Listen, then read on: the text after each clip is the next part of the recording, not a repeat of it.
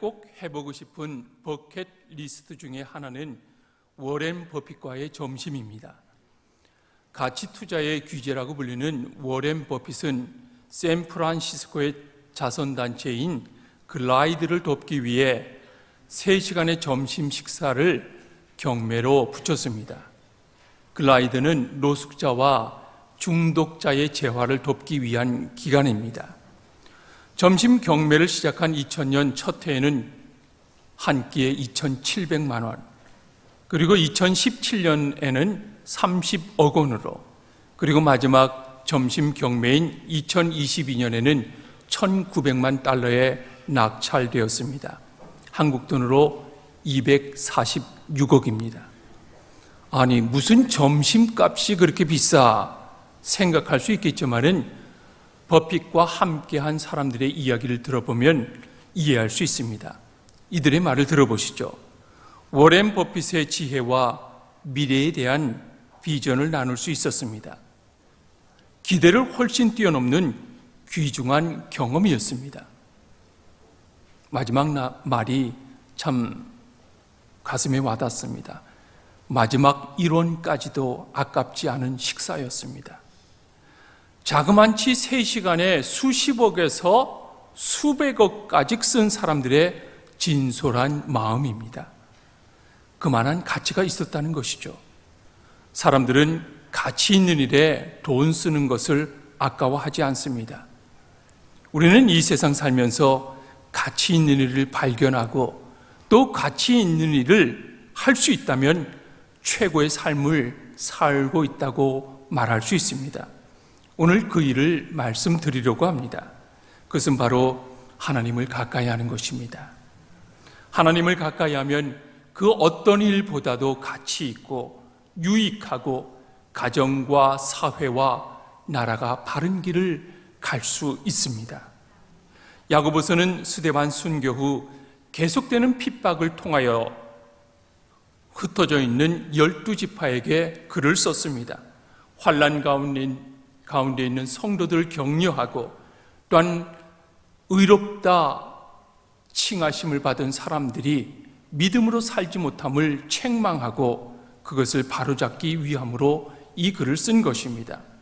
사람이 모여있는 공동체는 갈등이 있고 다툼이 있습니다. 교회 공동체도 예외는 아닙니다. 야고보는 갈등과 다툼이 있는 믿음의 공동체에게 누가 잘했다, 누가 잘못했다 말하지 않고 다른 방법을 제시합니다. 그것은 믿음의 본질인 하나님을 가까이 하라입니다. 하나님을 가까이 하면 너희 속에 있는 시기와 질투와 원망과 갈등이 훨씬 줄어들고 해소될 것이라고 말씀하고 있습니다. 하나님을 가까이 하는데 방해물이 세상입니다. 세상의 생각과 세상의 방법과 세상의 욕심이 들어오면 하나님과 가까워질 수 없습니다. 그래서 야고보서 4장 4절에서는 하나님과 우리 사이를 느슨하게 하는 것이 세상이며 세상과 벗된 것은 하나님과 원수된 것이라고 말씀하고 있습니다. 이것이 간음한 것이고 두 마음을 품는 것이라고 말씀합니다. 성경은 우리를 하나님과 결혼한 사이라고 말하고 있습니다. 하나님은 신랑이요 우리는 신부라고 말씀하고 있는데 결혼한 사람은 두 마음을 품으면 안 됩니다. 물론 결혼하기 전에는 이 사람도 한번 재보고 저 사람도 재볼 수 있지만은 결혼 후에 재보는 것은 아무런 유익이 없습니다. 하나님과 결혼한 우리의 신앙의 매듭이 풀어지지 않기 위하여 하나님께 가까이 가는 가장 기본적인 몇 가지를 말씀드리려고 합니다. 하나님을 가까이 하는 방법 첫 번째는 말씀을 가까이 하는 것입니다. 하나님의 말씀인 성경은 하나님의 마음이 온전히 들어 있습니다. 이것은 하라, 저것은 하지 말라라는 명령이 들어있고 축복받는 비결과 또한 저주받는 그러한 일들을 비교하면서 너희들은 축복받기를 원한다는 그러한 말씀이 들어있고 또한 아비의 심정으로 책망하고 격려하고 권면하는 부분도 들어있습니다. 쉽게 말하면 우리를 사랑하시는 하나님 아버지의 굵직한 소리와 잔소리가 들어있는 것이 성경입니다. 그래서 성경 말씀을 잘 읽고 듣고 순종하면 하나님과 가까워지는 것입니다. 또한 성경은 우리가 잘못된 길로 갈 때 바른 길을 제시해주는 내비게이션이며 또한 절망 중에서도 소망을 주며 우리의 상처나고 병든 영혼을 치료하고 수술하기도 합니다. 영혼의 혈관이 막혀 있으면 뚫어야 되잖아요. 우리의 영혼의 피부가 찢어졌으면 꿰매야 되고 종양이 있으면 떼어내야 합니다. 하나님의 말씀을 가까이 하면 무엇이 옳고 무엇이 그른지 정확한 판단을 할 수가 있게 됩니다. 그래서 히브리서 4장 12절에 하나님의 말씀은 살아있고 활력이 있어 좌우의 날선 어떤 검보다도 예리하여 혼과 영과 및 관절과 골수를 찔러 쪼개기까지 하며 또 마음의 생각과 뜻을 판단하나니라고 말씀하고 있습니다. 올해 송구영신 예배 때 내게 주시는 하나님의 말씀을 한 장씩 다 뽑았을 것입니다. 그 말씀 기억하고 있습니까? 매일 아침 일어나서 그 말씀을 읽고 또한 하나님께서 내게 베푸신 그 약속의 말씀을 기대하면서 살아가고 있습니까? 아니면 액자를 닦는 것으로 만족하고 계십니까? 말씀을 가까이 하는 가장 좋은 방법은 새벽 기도에 나오는 것입니다. 새벽마다 말씀을 읽고 듣고 또한 기도하는 습관은 인생 최고의 습관입니다. 직장과 일 때문에 나오시기 힘드시다면 하루에 15분만 말씀 읽는데 투자하시면 됩니다. 15분만 말씀 읽는데 투자하십시오. 가장 현명하고 주가가 내려가지 않는 투자, 그것은 바로 하나님 말씀을 가까이 하는데 투자하는 것입니다. 말씀에 투자하면 우리의 인생이 새롭게 바뀝니다. 말씀은 곧 하나님이시기 때문입니다. 하나님을 가까이 하는 두 번째 방법은 예배의 전심이어야 합니다. 하나님을 가까이 하려면 하나님이 기뻐하시는 것이 무엇인지 거기에 초점을 맞추면 됩니다. 하나님은 예배를 좋아하시고 예배를 기뻐하십니다. 예배는 하나님을 만나는 시간이에요. 피조물인 인간과 창조주인 하나님과 만나는 시간입니다. 흙으로 빚어지고 언젠간 흙으로 돌아가야 될 인생 가운데 생명을 넣어주신 하나님을 만나는 시간입니다. 누가 연출자이고 누가 연기자인지 구별하는 시간입니다. 주인공과 조연이 만나는 시간입니다. 내가 누구인지를 알고 하나님이 누구인지를 알 때 우리는 예배에 전심을 다하여 예배할 수 있게 되는 것입니다. 한 나라를 다스리는 왕이라 할지라도 하나님 앞에서는 조용해야 합니다. 대기업의 총수라 할지라도 하나님 앞에서는 잠잠해야 됩니다. 수만 명을 거느리는 사단장이라 할지라도 하나님 앞에서는 조용해야 됩니다. 하박국 2장 20절에 오직 여호와는 그 성전에 계시니 온 땅은 그 앞에서 잠잠할지어다 말씀하고 있습니다.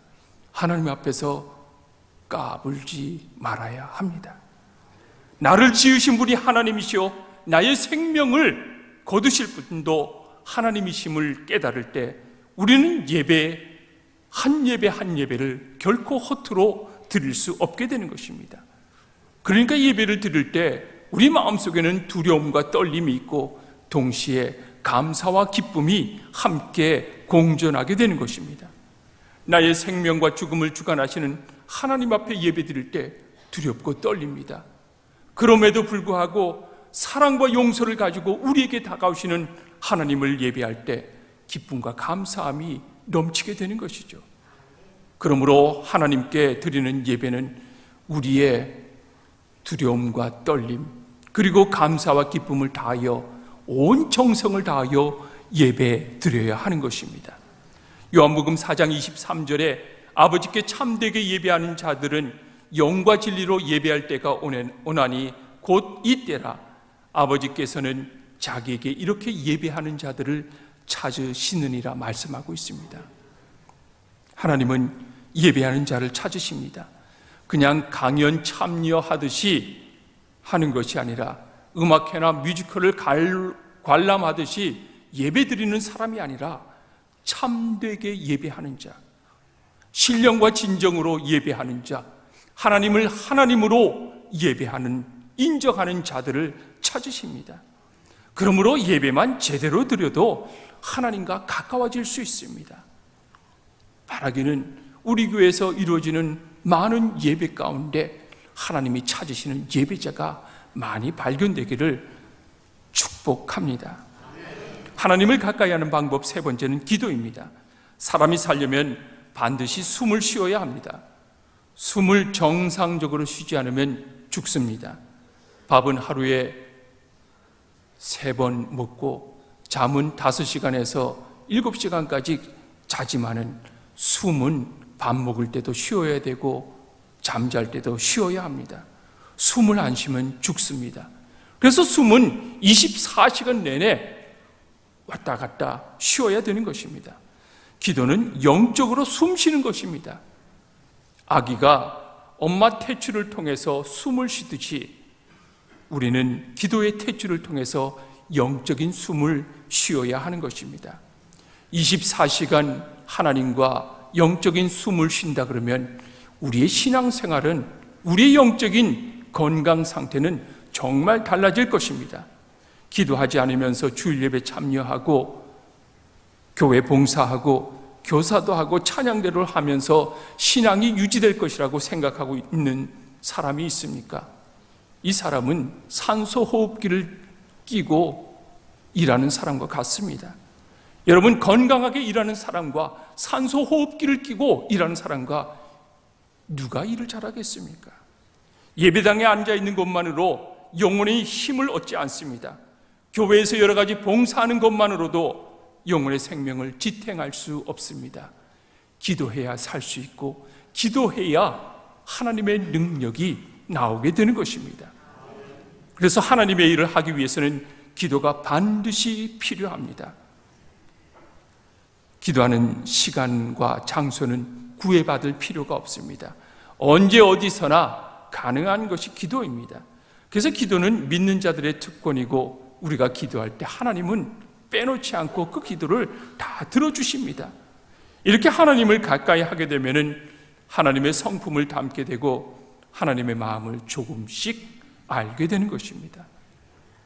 하나님을 가까이 하면 하나님의 성품이 우리 가운데 조금씩 싹이 나기 시작합니다.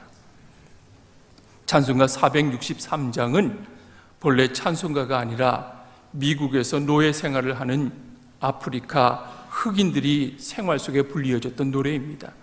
당시 예수는 백인들만의 구주라고 생각했으며 흑인들에게는 영혼이 없다라고 믿었습니다. 노예된 흑인들은 눈을 뜨면 할 일이 태산같이 쌓여 있습니다. 여러분, 미국에서 옥수수 밭을 보면 우리처럼 보이는 것이 아니라 끝이 안 보이는 옥수수 밭이에요. 사람의 힘으로 하는 것이 아니라 기계로 하여도 몇 날 며칠을 거둬들어도 끝이 없는 일들이 보여지고 있습니다. 그 당시에 노예의 손으로 옥수수 밭을 일구고 감자를 캐내는 일들, 끝없는 일 속에 쌓여있던 것이 노예 흑인들이었습니다. 짐승처럼 일하고 물건처럼 사고 팔리고 목숨은 주인의 것이었습니다. 이들에게 소망은 없었습니다. 한 줄기 빛은 천국을 향한 소망이었습니다. 그저 죽어서 천국 가는 것이 소망이었던 것입니다. 어느 날 예수를 믿는 한 노예가 교회에 가서 담대하게 목사님 앞에 나아가서 간청합니다. Lord, I want to be a Christian in my heart. In my heart. 목사님, 저 참다운 그리스도인이 되고 싶어요. 진심입니다. 진심입니다. 도저히 용서할 수 없는 주인을 향하여 주님의 마음을 가지고 간청합니다. 도저히 사랑할 수 없는 주인을 향하여 주님의 사랑으로 노래합니다. 신자 되기 원합니다. 거룩하기 원합니다.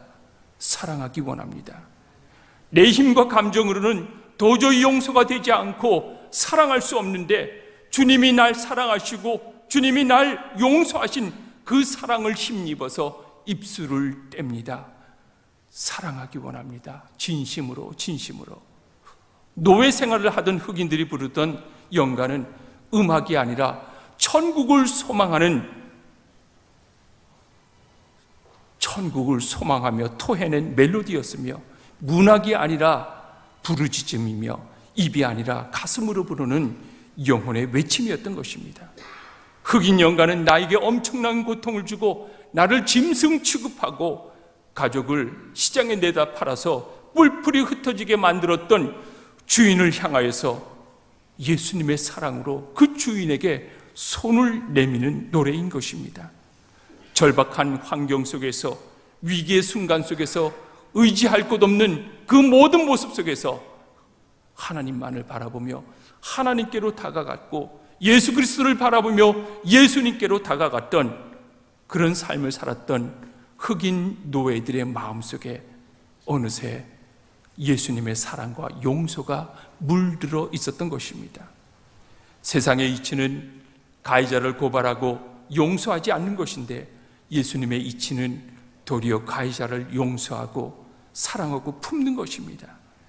하나님을 가까이 하는 사람들은 세상의 이치를 넘어서 예수님의 이치로 살아가는 사람들입니다.